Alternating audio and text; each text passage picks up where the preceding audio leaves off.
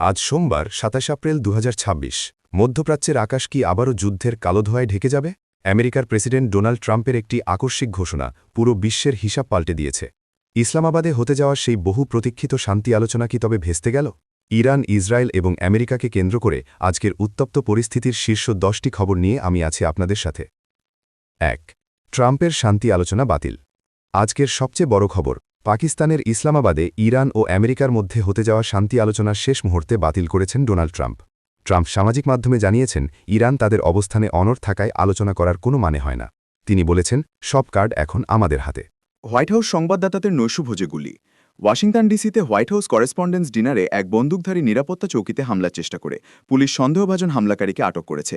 President Trump এই ঘটনায় অক্ষত আছেন, তবে এটি আমেরিকার অভ্যন্তরীণ নিরাপত্তায় বড় উদ্বেগ তৈরি করেছে। হরমুজ প্রণালীতে নাসা ট্যাঙ্কার মোতায়েন। স্যাটেলাইট চিত্রে দেখা গেছে ইরান তাদের পুরনো বিশাল তেলবাহী জাহাজ নাসাকে আবারও সক্রিয় করে খারাক দ্বীপের কাছে মোতায়েন করেছে। ধারণা করা হচ্ছে আমেরিকার অবরোধের মুখে তেল মজুত করার ক্ষমতা বাড়াতেই এই পদক্ষেপ তেহরানের। লেবাননে ইসরায়েলি অভিযান অব্যাহত। ৩ সপ্তাহের যুদ্ধবিরতি বাড়লেও দক্ষিণ লেবাননের ইয়াহমোর আল শাকিল শহরে ইসরায়েলি হামলায় অন্তত ৪ জন নিহত হয়েছে। ইসরায়েলি প্রধানমন্ত্রী নেতানিয়াহু সাফ জানিয়েছেন, যুদ্ধবিরতি থাকলেও লেবাননে ইসরায়েলি বাহিনীর পূর্ণ স্বাধীনতা থাকবে। ইরানে ফের মোসাদ সংশ্লিষ্টতার অভিযোগে মৃত্যুদণ্ড। তেহরানে এরফান কিয়ানি নামে এক ব্যক্তিকে আজ ফাঁসি দেওয়া হয়েছে। তার বিরুদ্ধে ইসরায়েলি গোয়েন্দা সংস্থা মোসাদের হয়ে কাজ করা এবং সরকারবিরোধী আন্দোলনে উস্কানি দেওয়ার অভিযোগ ছিল। গাজায় যুদ্ধবিরতির মাঝেও ১২ ফিলিস্তিনি নিহত।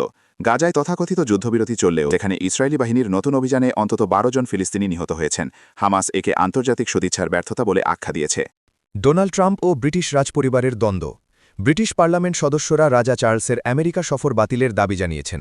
উত্তর সাগরে তেলের খনি নিয়ে ট্রাম্প প্রশাসনের সাথে ব্রিটেনের ক্রমবর্ধমান উত্তেজনার কারণেই এই নজিরবিহীন দাবি তোলা হয়েছে। আর্জেন্টিনা ও ব্রিটেনের মধ্যে ফকল্যান্ড দ্বীপ নিয়ে নতুন উত্তেজনা। দক্ষিণ আটলান্টিকের ফকল্যান্ড দ্বীপপুঞ্জ নিয়ে আর্জেন্টিনা আবারও তাদের দাবি জোরদার করেছে। ট্রাম্প প্রশাসনের সাথে আর্জেন্টিনার প্রেসিডেন্ট হ্যাভিয়ার মিলিয়ের ঘনিষ্ঠতা ব্রিটেনকে নতুন করে চিন্তায় ফেলেছে। ইরাকের ওপর আমেরিকার আর্থিক চাপ।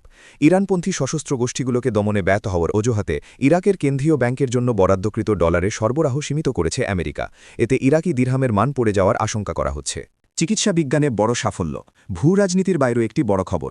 আজ ২৭ এপ্রিল বিশ্বের প্রথম ইন ভিভো ক্রিসপার জিন এডিটিং প্রযুক্তির ৩য় পর্যায়ের ক্লিনিক্যাল ট্রায়ালের তথ্য প্রকাশ করতে যাচ্ছে ইন্টেলিয়া থেরাপিউটিক্স।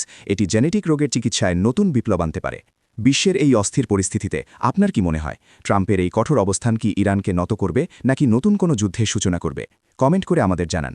ভিডিওটি ভালো লাগলে লাইক দিন এবং এমন নিয়মিত নিউজ আপডেট পেতে আমাদের চ্যানেলটি সাবস্ক্রাইব করে রাখুন। দেখা হবে পরবর্তী ভিডিওতে। ধন্যবাদ।